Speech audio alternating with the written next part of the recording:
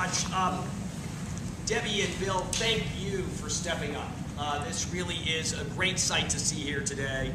Congressman Himes, thank you for your willingness to fight for a different energy future in Washington and to really preserve the incentives we need to continue the push for not just cleaner energy, but cheaper energy. And the key to that, frankly, is going to have to be innovation and creative thinking. And in that regard, it's a special pleasure to be here in Bridgeport, the home to America's greenest mayor, Bill Finch, and soon to be America's greenest city as well.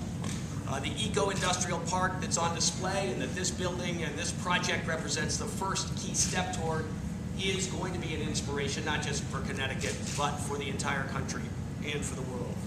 And again, the key is going to be breakthrough thinking and innovation.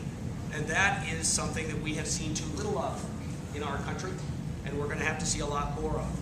Because sustainability, really moving our economy forward in a way that is in conjunction with an energy future that's cleaner and cheaper and environmental protection, requires breakthroughs across many things. Not just technology, but systems and in government. So Paul, thank you for your kind words about what we're trying to do, because there is a government role here, and it's two pieces.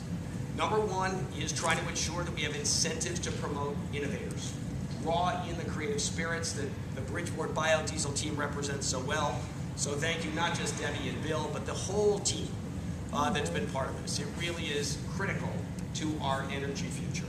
And we are going to work very hard to structure incentives to engage those private entrepreneurs, because the key to progress in an era of limited government money will not be government subsidy, but will be limited money leveraging private capital. And that's what this project represents. So it's not just technology breakthrough, it's a financing breakthrough, and it's a model for what we're going to do going forward. The other piece of what the government has to do and will do, under Dan Malloy will absolutely do, is to be efficient in how we process permits and do the work of government. So the governor has given us very strict guidelines on that, and I want to tell you that we are working very systematically through each and every one of our permitting processes to ensure that people understand that speed matters. And in the last quarter of 2011, as we really pushed through a year-long effort, we are now at the point where we're processing 90% of our permits in 60 days or less. Wow.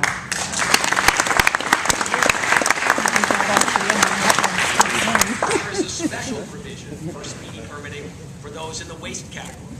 And Bridgeport Biodiesel is one of the first companies to take advantage of that expedited process. And again, I'm pleased that the first permit is in hand and that the brown grease permit is on the fast track and should be approved.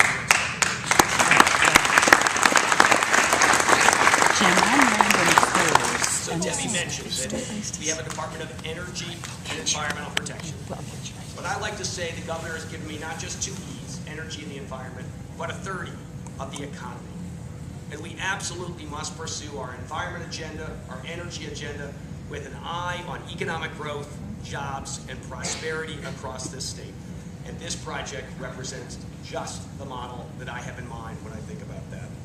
So let me say thank you again to all who have been part of this project for leading the way, blazing the trail here in Connecticut. It's a thrill to see the mayor's vision coming to fruition. And look for an announcement later in the week from the governor on this very topic of waste and recycling in Connecticut, because we have a governor who completely gets that it is this kind of activity that is going to be the future of our state. And frankly, I would love to see, speaking of new language, Bridgeport become a center for 21st century materials management, because that's what waste has to become.